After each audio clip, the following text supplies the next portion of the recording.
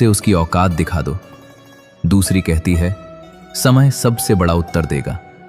और यहीं मनुष्य हार जाता है, क्योंकि वह अपने भीतर उठ रही पहली आवाज को ही सत्य मान लेता है।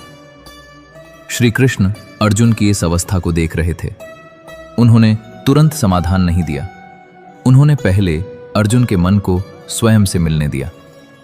कुछ क्षण बाद श्री कृष्ण मुस्कुराए। उनकी मुस्कान में न विजय थी न उपहास, वह केवल करुणा थी। उन्होंने कहा, अर्जुन, जब झील का जल लहरों से भर जाता है तो उसमें आकाश का प्रतिबिंब दिखाई नहीं देता, लेकिन जैसे ही जल शांत होता है पूरा आकाश उसमें उतर आता है। मन भी ऐसा ही है। क्रोध, मोह, अहंकार और भय, ये सब मन की लहरें हैं। जब तक ये लहरें उठती रहेंगी तुम शिव को नहीं देख पाओगे। अर्जुन ध्यान से सुन रहे थे। उन्होंने धीरे से पूछा, माधव, यदि कोई बार बार मेरा अपमान करे तो क्या तब भी मौन रहना उचित है? क्या चुप रह जाना कमजोरी नहीं कहलाएगा? श्री कृष्ण ने अर्जुन की आंखों में देखा और शांत स्वर में बोले, जो व्यक्ति अपने क्रोध का दास बन जाता है उसका निर्णय उसके विवेक से नहीं, उसकी प्रतिक्रिया से होता है। इसलिए पहले स्वयं पर विजय प्राप्त करो। अर्जुन अब भी संतुष्ट नहीं हुए। उन्होंने कहा, लेकिन माधव, यदि सामने वाला मेरी चुप्पी को मेरी कमजोरी समझ ले? श्री कृष्ण हल्का सा मुस्कुराए। उन्होंने धरती से एक सूखा पत्ता उठाया। हवा चली और वो पत्ता इधर उधर उड़ने लगा। फिर उन्होंने पास खड़े विशाल वटवृक्ष की ओर संकेत किया। तेज हवा उसकी शाखाओं से टकराई, लेकिन वह वृक्ष अपनी जगह से एक अंगुल भी नहीं हिला। श्री कृष्ण बोले, अर्जुन, जो भीतर से कमजोर होता है वही हर हवा के साथ उड़ जाता है, और जो भीतर से स्थिर होता है वह आंधी में भी अपनी जड़ों को नहीं छोड़ता। याद रखो, मौन कमजोर व्यक्ति का सहारा नहीं है, मौन स्थिर व्यक्ति की शक्ति है। आज हम में से अधिकांश लोग वृक्ष नहीं, सूखे पत्ते बन चुके हैं। किसी की प्रशंसा हमें आसमान पर पहुंचा देती है, किसी की आलोचना हमें भीतर से तोड़ देती है, किसी की एक टिप्पणी हमारा पूरा दिन खराब कर देती है। क्या यह स्वतंत्रता है? नहीं, ये मन की गुलामी है। जिस दिन आपकी खुशी दूसरों के शब्दों पर निर्भर होना बंद हो जाएगी, उसी दिन आप वास्तव में स्वतंत्र हो जाएंगे। लेकिन यह यात्रा आसान नहीं है, क्योंकि सबसे कठिन युद्ध तलवार से नहीं, स्वयं से लड़ा जाता है। और इसी युद्ध की अगली शिक्षा श्री कृष्ण अर्जुन को देने वाले थे। उन्होंने धीरे धीरे रथ की लगाम संभाली। उनकी दृष्टि युद्ध भूमि पर थी, लेकिन उनके शब्द सीधे अर्जुन के हृदय में उतर रहे थे। उन्होंने कहा, अर्जुन, तुम्हें मौन रहना है, लेकिन कायर बनकर नहीं। तुम्हें बोलना भी है, लेकिन क्रोध से नहीं। यही धर्म का संतुलन है। अर्जुन अब समझने लगे थे कि श्री कृष्ण उन्हें केवल युद्ध नहीं सिखा रहे थे, वे उन्हें जीवन जीना सिखा रहे थे। लेकिन क्या हर मौन धर्म होता है? क्या अन्याय के सामने भी चुप रहना उचित है? या कुछ ऐसे अवसर भी आते हैं जब मौन तोड़ना ही सबसे बड़ा धर्म बन जाता है? अर्जुन श्री कृष्ण के शब्दों को अपने भीतर उतरता हुआ महसूस कर रहे थे। उनका मन पहले की अपेक्षा कुछ शांत अवश्य हुआ था, लेकिन एक प्रश्न अभी भी उन्हें भीतर से विचलित कर रहा था। उन्होंने धीरे से कहा, माधव, यदि मौन इतना महान है तो फिर आपने जीवन में हर जगह मौन क्यों नहीं धारण किया?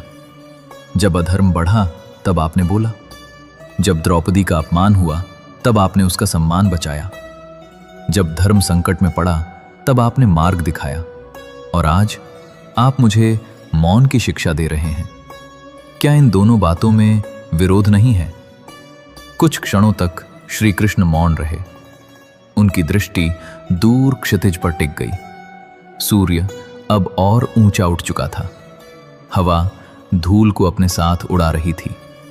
दोनों सेनाएं अब भी युद्ध की प्रतीक्षा में खड़ी थीं, लेकिन उस रथ पर समय जैसे थम गया था।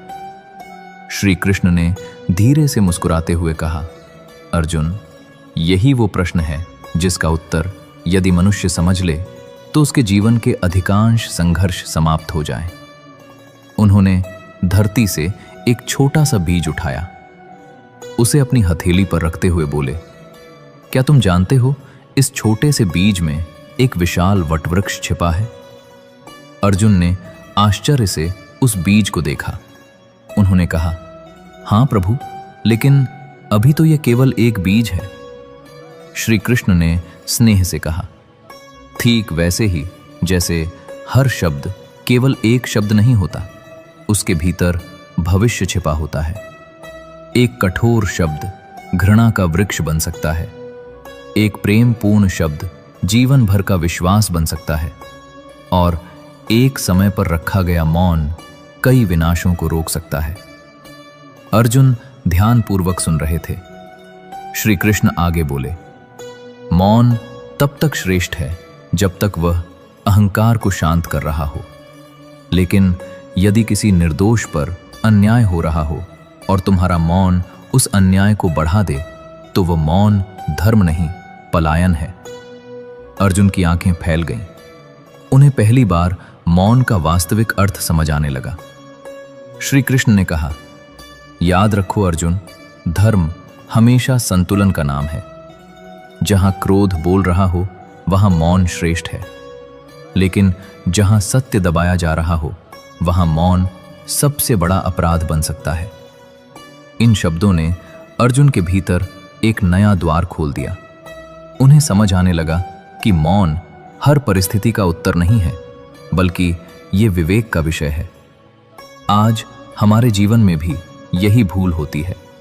हम जहां बोलना चाहिए वहां चुप रहते हैं, और जहां चुप रहना चाहिए वहां घंटों बोलते रहते हैं।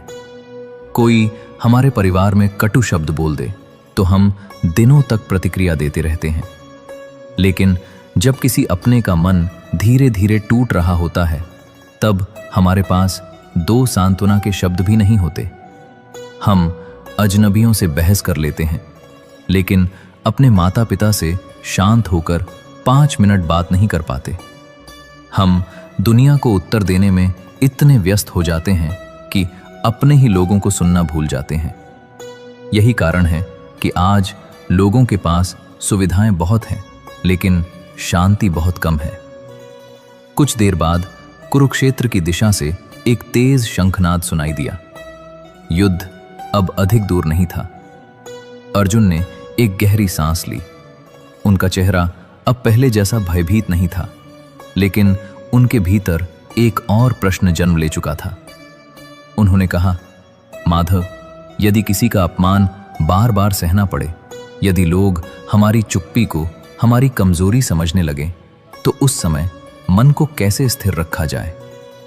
श्री कृष्ण हल्का सा मुस्कुराए, मानो वे इसी प्रश्न की प्रतीक्षा कर रहे थे। उन्होंने रथ की लगाम संभाली और कहा, अर्जुन, जिस दिन तुम अपने मूल्य को दूसरों की राय से अलग देखना सीख जाओगे, उसी दिन तुम्हें किसी अपमान का उत्तर देने की आवश्यकता नहीं रहेगी। यदि ऐसी ही दिव्य यात्राओं का हिस्सा बनना चाहते हैं तो मोक्षवाणी के साथ जुड़े रहिए। अब लौटते हैं उसी प्रश्न की ओर जो हर युग में हर मनुष्य के भीतर उठता है।